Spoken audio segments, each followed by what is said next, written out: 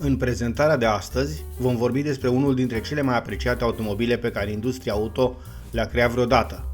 Acest automobil este Mercedes-Benz 220, mai cunoscut și sub denumirea internă W114 și 115.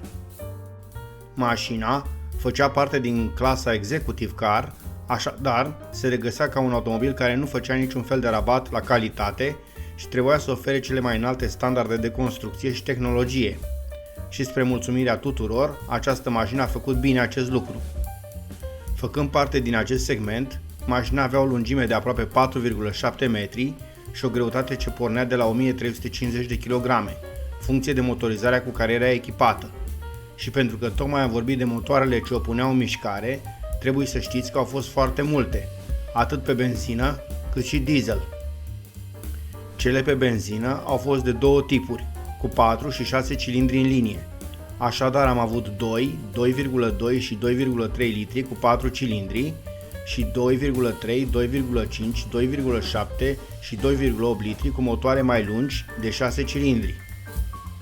Pe partea de motorizări diesel, mașina a venit echipată cu vestita serie OM cu motoare de 2, 2,2, 2,4 și chiar 3 litri, având 4 și respectiv 5 cilindri în linie.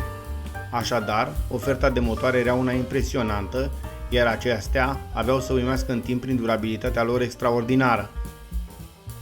De altfel, acesta este și motivul pentru care aceste automobile au fost atât de apreciate. Așa cum am spus la începutul prezentării, modelul mai era cunoscut și după seriile W114 și respectiv W115.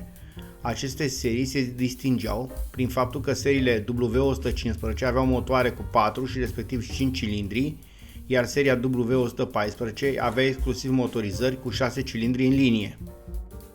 Motoarele alimentate pe benzină au venit în producție atât cu alimentare pe carburator, cât și beneficiind de injecție de benzină, și aici mă refer la modelele 250 CE și 280 E și CE.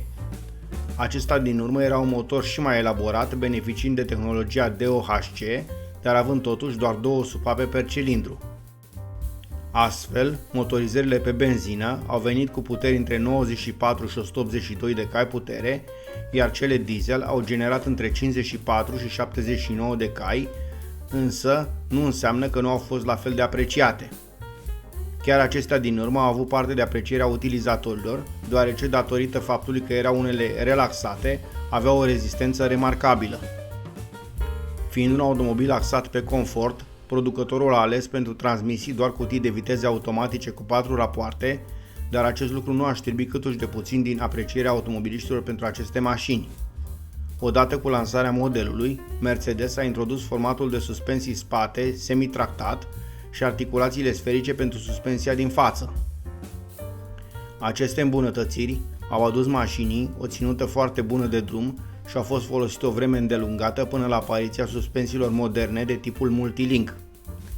Desenată sub bagheta lui Paul Bracq, mașina a avut o linie conservatoare, dar elegantă, ba chiar atât de plăcută încât a definit pentru mulți ani imaginea brandului Mercedes. Actualmente, datorită rezistenței excelente și calităților superioare, multe mașini de acest model sunt încă în folosință curentă, iar oamenii le apreciază încă foarte mult. Am putea spune fără să greșim că mașina este un fel de esență a ceea ce înseamnă Mercedes și lasă moștenire o imagine și niște calități pe care încă modelele noi cu greu se străduiesc să o egaleze.